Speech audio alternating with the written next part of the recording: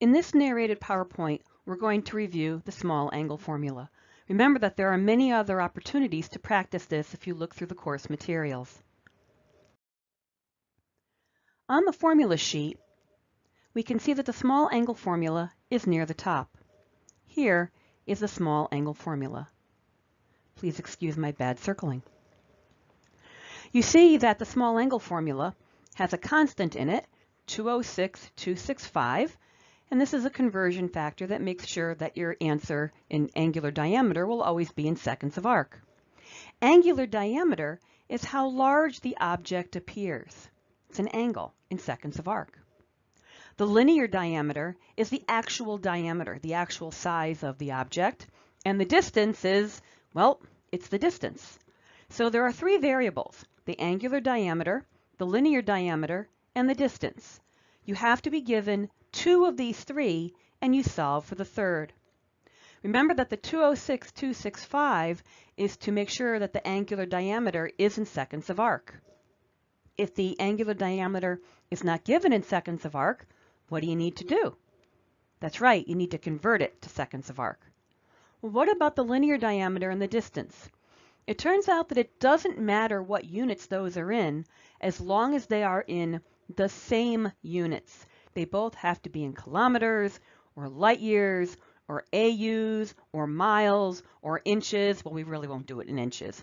But the point is they have to be in the same unit so that the units cancel.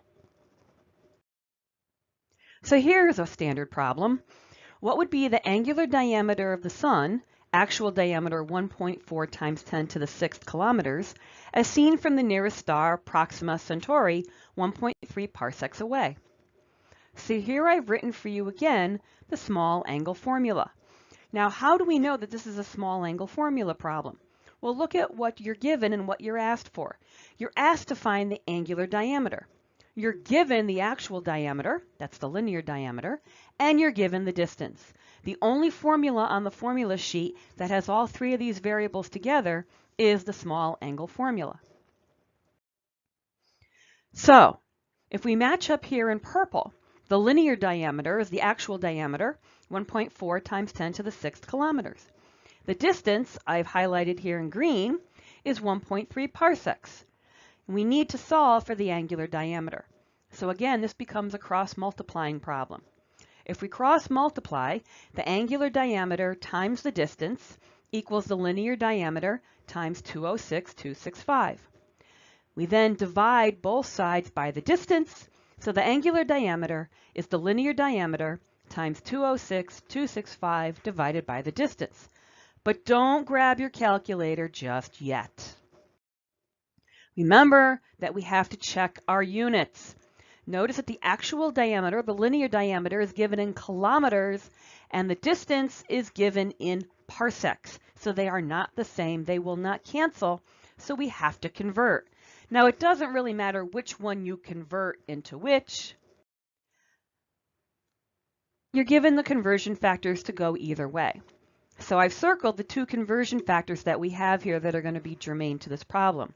1 parsec is 206,265 AU, and 1 AU is 150 million kilometers. So I'm going to convert everything into kilometers. You could do the opposite and convert everything into parsecs. You would get exactly the same answer at the end. In fact, I invite you to do it both ways and prove to yourself that you get the same exact answer at the end. So 1.3 parsecs, we want to get rid of the parsecs. We know that 1 parsec is 206,265 AUs. We put the parsecs on the bottom because we want it to cancel. So here, this parsec will cancel this parsec. All right, now we have 1 AU is 150 million kilometers.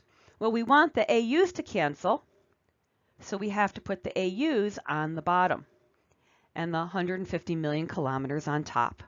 So the only unit that we're left with that doesn't cancel is the kilometers.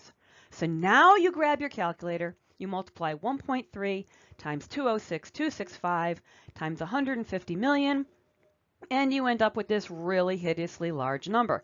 Now, that is the distance to a star in kilometers. We expect it to be a really big number. So far it passes the sniff test. So now we're going to plug everything in.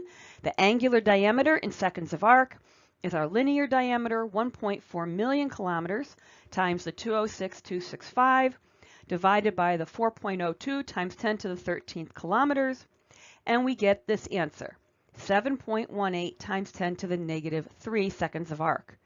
Now, is this answer going to pass the sniff test?